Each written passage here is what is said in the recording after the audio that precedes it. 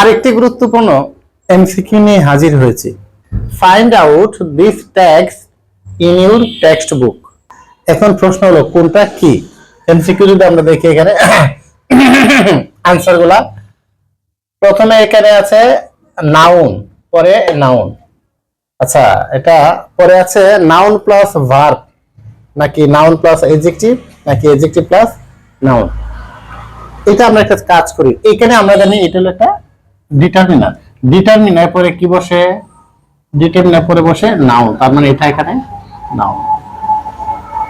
ঠিক আছে, এই তিনটার সামনে নাউন আছে, তিনটার মধ্যে যে কোনটা হতে পারে পরেরটা দেবো। এটা অ্যাডজেক্টিভ প্রথমে আছে, তার মানে এটা হবে না। এবার আসেন পরের চিন্তা করি, এটা আছে বুক, এটা কিন্তু নিঃসন্দেহে নাউন। আর এখানে দেখেন টেক্সট কিন্তু এই বুকটাকে মোটামুটি ভাবে পুরোপুরি ভাবে একটা মডিফাই করে।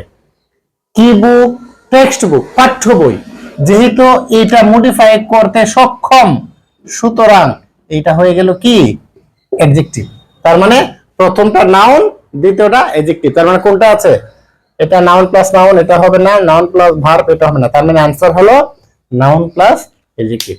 জিনিসটা আশা করি একদম ক্লিয়ার হয়ে গেছে।